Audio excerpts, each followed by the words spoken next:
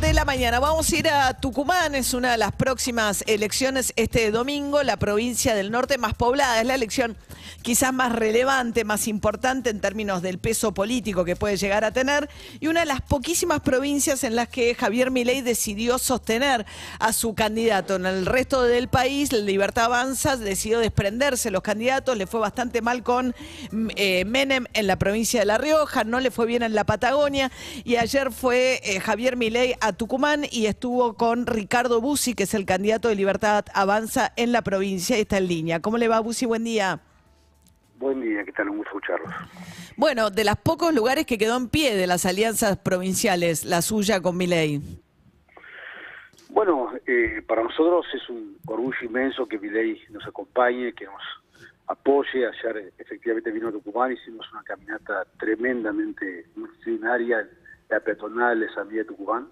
Así que nos preparamos con mucho entusiasmo, esperando el domingo que viene, que vamos a tener una gran elección, no me cabe duda. ¿Cómo fue el financiamiento de la llegada de Milei? Pues dicen que el que tiene que darle proveerle a Milei cuando viaja al interior, digamos, todo lo que tiene que ver con los costos de lo que significa sus traslados y demás, son los locales. No, en este caso no sucedió así, por lo menos. Milei se financió solo su viaje. ¿Y qué hicieron en la provincia? Hicimos un día nada más, mediodía en realidad. Hicimos una conferencia de prensa y luego una caminata por la peatonal. ¿No hubo charlas? No. Es solamente esto, conferencia de prensa y caminata. En esa caminata hablaron mucho en contra de la casta, ¿no? Lo cual es un discurso recurrente de parte de Milei y sus candidatos. Pero si uno ve, Bussi, su propia trayectoria, usted fue diputado, senador, fue concejal, ahora legislador provincial. No entiendo muy bien la diferencia de quién sería casta y quién no para alguien que está en cargos políticos desde el año 97. Bueno, yo sí efectivamente estoy en cargos políticos desde el 97, fui elegido en todos los cargos que mencionaste. Siempre por voluntad popular, nunca con el dedo de nadie. Casta para mí es una oligarquía estatal que se prende al poder y por el poder mismo y que no resuelve ninguno de los problemas estructurales de la provincia. Para mí eso es casta. Yo en realidad siempre fui legislador, parlamentario, siempre traté de controlar al Poder Ejecutivo sin éxito porque siempre nos tocó en minoría. O sea, la casta es solo el que ejerce el Ejecutivo, los del Legislativo no son casta. Ir de cargo. Casta es la persona que ejerce el poder. En este caso no es mi caso, claramente. Porque da la sensación cuando uno lo escucha a Milei que son aquellos que a lo largo de muchos años han vivido de salarios del Estado independientemente de dónde. De hecho, entonces no establece esa distinción Milei. No si hay alguien que trabaja hace más de 25 años como político, para Milei sería casta, supongo. No, te reitero que lo que hablé con Javier es la definición de casta que yo te acabo de dar. Ajá. En Tucumán hay un sistema bastante particular, ¿no? De acople electoral por el cual hay una enorme cantidad de candidatos, es un sistema bastante confuso para votar. Sí, es un sistema impuesto por el peronismo hace ya mucho tiempo, que es altamente pernicioso y antieconómico y fraudulento. En Tucumán hay 20.000 candidatos para esta elección, un candidato cada 72 personas. Es un horror, verdaderamente, todos acoples financiados con el erario público. Tanto el peronismo, que lo hace con dinero público de la provincia, como Cambiemos, que lo hace con dinero público del municipio. Nosotros somos el único partido que no tiene ese tipo de financiamiento, por tanto nuestras campañas son muy austeras y tratamos de compensar esa situación con un gran esfuerzo físico para poder estar en todos puntos de la provincia. Estamos hablando con Ricardo Bussi, que es el candidato de Milei en la provincia de Tucumán. Usted había hecho un spot que generó bastante controversia planteando que de llegar a la gobernación van a construir los propios presos una nueva cárcel y que el preso que no trabaje no comerá, no tendrá comida. Efectivamente. Bueno, se trata de devolverles la carga al delincuente por cuando infringe la ley. Hay una larga experiencia aquí en Tucumán de delincuentes que entran por una puerta y salen por la otra, y otros que entran a la cárcel y viven como presos VIP. Y eso no es posible porque esos presos son subvencionados por la gente a través de sus impuestos. Nos parece injusto que la gente honesta, la gente honrada tenga que financiar a quien infringió la ley. Y entonces ¿cómo sería? ¿Un trabajo obligatorio, forzado, y en caso de no cumplirlo, no comen? Así es, claramente. no tiene una obligación, digamos, la pena ya no es el encierro. La pena es el encierro y, por supuesto, como todo ciudadano del mundo, trabajar para subsistir, porque si no sería muy fácil delinquir para vivir de arriba, eso es lo que nos corresponde. No es una obligación que exista en ningún sistema democrático, ¿o sí? Bueno, no sé, la verdad que no me puse a estudiar eso, pero lo que vivo es una gran injusticia aquí en Tucumán, porque hay un gran índice de delito en nuestra provincia, y eso se hace con total impunidad, porque uno sabe que el Poder Judicial es muy flexible al momento de contemplar las penas, y encima cuando ocurre esto, que es una excepción, los ciudadanos comunes tienen que pagarle vestimenta, alojamiento y comida a quien ha decidido voluntariamente contrariar la ley. Y con relación al video que difundió en campaña de gente armada, como lo que promueves, como que milicias civiles, que la gente se arme para combatir el delito. No, nada claro. No es gente armada del spot, sino soy yo mismo, haciendo un curso de tiro al blanco, y cuando lo hacía, mientras tanto, porque eso es un curso de verdad, no es ficción, quiero decir, cuando lo hacía, porque lo hacía justamente para defender a mi familia, aquí hay índices de delitos realmente alarmantes, pensé, ¿por qué no permitir a todo el mundo que haga esto, ¿no? Porque en definitiva, si el Estado no te cuida, por lo menos que el Estado te permita cuidarte, a vos y a tu familia. ¿Cómo sería entonces?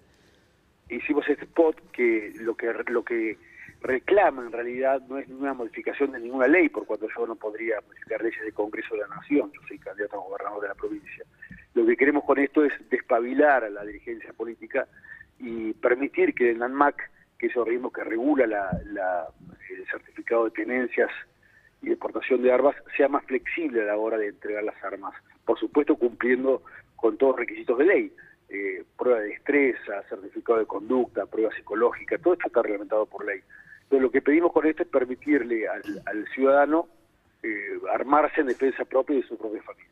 Pero ¿cuál sería la flexibilidad adicional que tendría que tener hoy? O sea, uno hoy va... ¿Es la ANMAT o es el RENAR? El ANMAC. ANMAC, que pedimos, ANMAC. Sí. La flexibilidad que le pedimos es una decisión política. En este momento ha restringido mucho los permisos, a pesar que la ley lo establece. Nosotros queremos que se flexibilice un poco más. Por supuesto, siempre cumpliendo con requisitos legales. O sea, que sean más permisivos a la hora de entregar permisos de portación de armas. Efectivamente. ¿Y usted cree que eso soluciona la delincuencia? No, de ninguna manera. La delincuencia se soluciona claramente con trabajo y educación, cosa que en Tucumán no hay hace mucho tiempo, y va a hacer falta mucho trabajo para devolver esas materias tan importantes para combatir la delincuencia. Pero mientras tanto no podemos dejar que los delincuentes nos maten. Así que mientras tanto, como medida de emergencia, planteamos esta cuestión. Que sería que la gente se arme más. Que sería que la ANMAC otorgue permisos con mayor flexibilidad. ¿Usted conoce mucha gente que se ha presentado a pedir permisos y se los rechazaron? Bueno, aquí en Tucumán hubo un autocuartelamiento de la policía del año 2003 y salieron delincuentes a robar y a saquear, y toda la gente mostró sus armas, se atrincheró en las calles para esperar a la delincuencia, había saqueos por todos lados. Bueno, sí, fue una circunstancia bastante particular, fue un momento en el que estaba de paro la policía. Sí, y todo el mundo salió armado, quiere decir que las armas están. Lo que pido simplemente es que haya mayor regulación.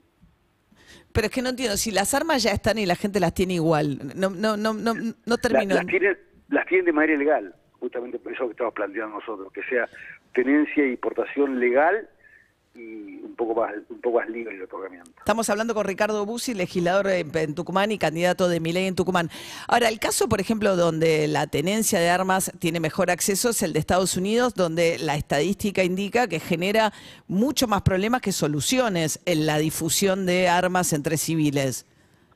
Bueno, Estados Unidos es un caso especial porque uno puede comprar un arma como comprar cigarrillos en un kiosco prácticamente. Nosotros tenemos una reglamentación que hay que cumplir y, como te decía, hay pruebas específicas para aprobar antes de que te entreguen la aportación de armas.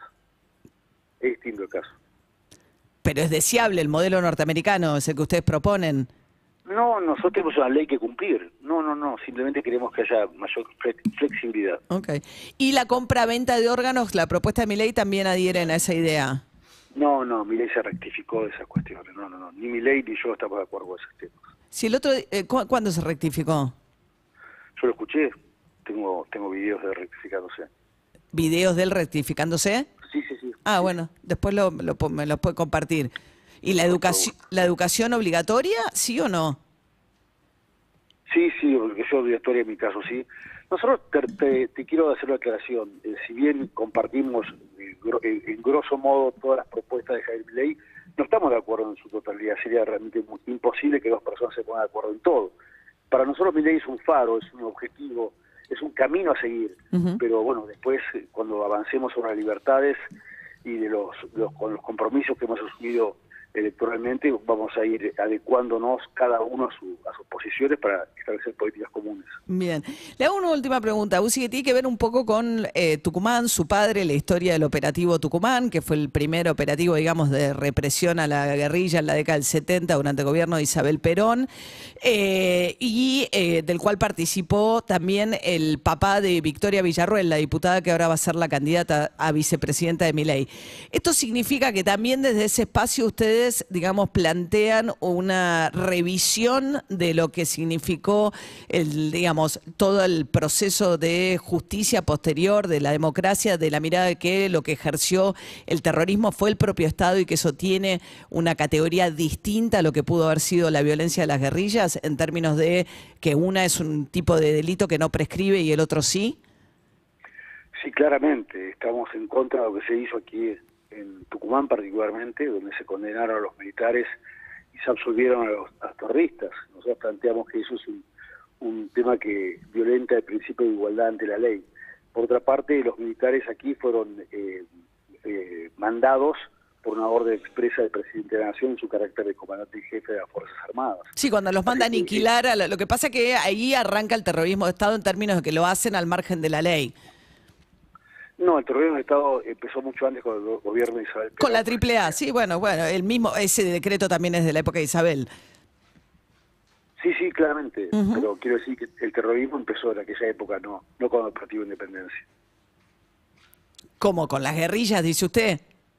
No, con la represión ilegal del Estado a través de la AAA. Sí, ¿y entonces?